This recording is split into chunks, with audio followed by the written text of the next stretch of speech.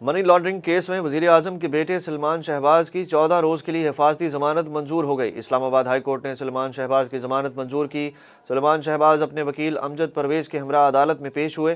عدالت نے سلمان شہباز کو 14 روز میں لاہور کی متعلقہ عدالت میں پیش ہونے کا حکم دے دیا۔ منی لانڈرنگ کیس میں پیشی کے بعد عدالت کے باہر میڈیا سے گفتگو کرتے ہوئے وزیر اعظم کے صاحبزادے سلمان شہباز نے کہا کہ عمران خان نے 4 سال ملک کے ساتھ کھیلا، حساب دینا ہوگا۔ انہوں نے کہا کہ کرپشن کی داستانیں سامنے آئیں گی، ان سب کا جواب دینا پڑے گا۔ عمران نیازی بلیک میلنگ کر کے بھی کچھ نہ کر سکا۔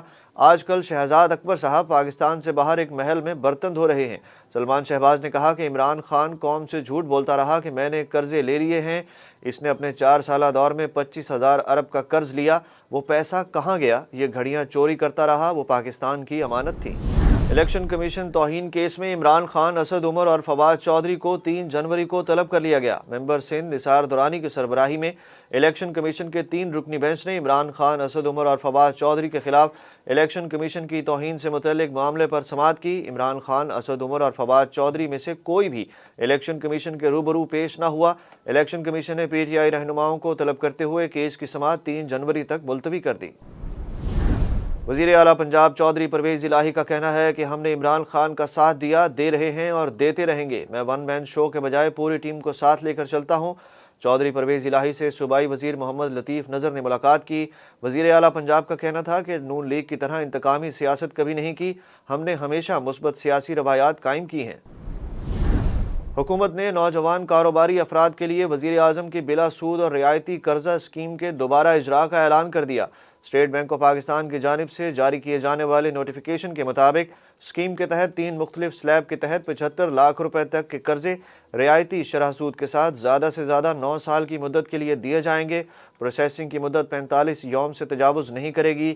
1/4 قرضے خواتین کے لیے مختص کیے گئے ہیں۔ مخلوط حکومت نے اس اسکیم کو prime minister youth business and agriculture loan scheme کا نام دیا ہے۔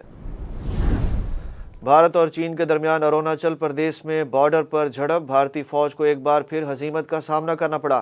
بھارت اور چین کے درمیان بارڈر پر جھڑپ میں چینی فورسز نے اسلحہ کے بجائے ڈنڈوں اور کٹر کے وار کر کے بھارتی سورماؤں کی درگت بنا دی۔ چین کے ساتھ جھڑپوں میں 20 سے زائد بھارتی فوجی شدید زخمی ہو گئے۔ جھڑپ ایک بھارتی چوکی پر چین کی پیش قدمی کے باعث ہوئی۔ پاکستانی روپیہ روز بروز تنزلی، جبکہ امریکی ڈالر عروج کی جانب گامزن۔ انٹر بینک میں ڈالر 10 پیسے مہنگا ہونے کے بعد 224 روپے 75 پیسے کا ہو گیا۔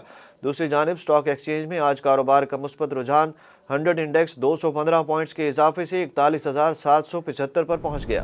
پاکستانی کرکٹر شعیب ملک نے ٹی 20 کرکٹ میں اہم سنگ میل عبور کر لیا۔ شعیب ملک نے ٹی 20 کرکٹ میں 12,000 رنز مکمل کر لیے۔ وہ یہ کارنامہ سر انجام دینے والے دنیا کے دوسرے بیٹر ہیں۔ اس سے قبل کرس گیل نے یہ سنگ میل عبور کیا تھا۔